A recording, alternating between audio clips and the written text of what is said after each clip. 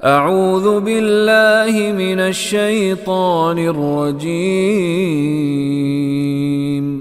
بسم اللہ الرحمن الرحیم ان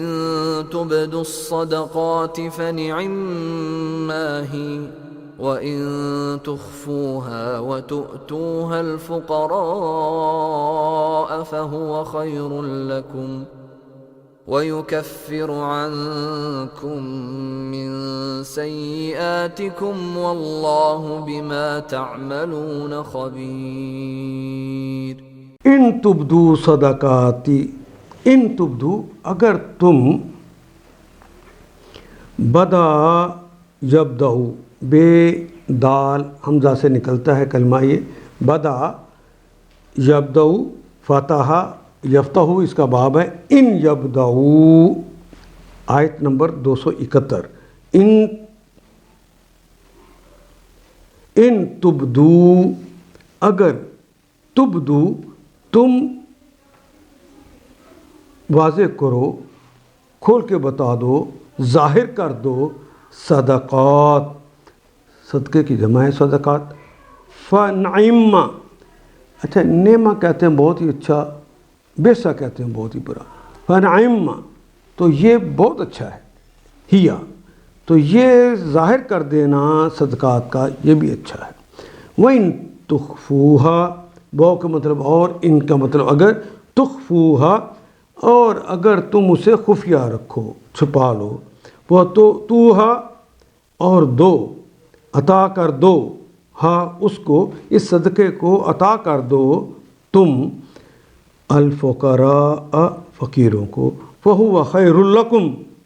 پس ہوا وہ ہے خیر لکم وہ تمہارے لیے بہتر ہے، یکفر تو یہ کفارہ بن جاتی ہے، یکفر عنکم تم سے، من سیئاتکم تمہاری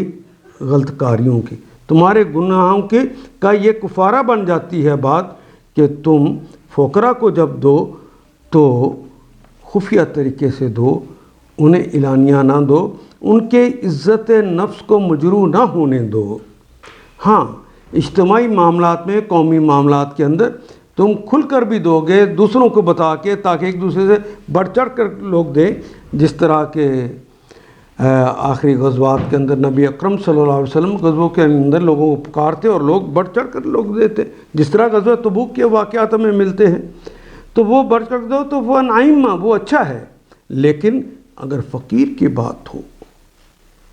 کسی انسان کو دینے کی بات ہو، تو اس کی عزت نفس اگر مجروح ہو گئی تو تمہیں اس کا اجر نہیں ملے گا، کیونکہ اذیت بہت بڑی مل گئی اس کو۔ فَهُوَ خَيْرٌ لَكُمْ وہ تمہارے لیے بہتر ہے،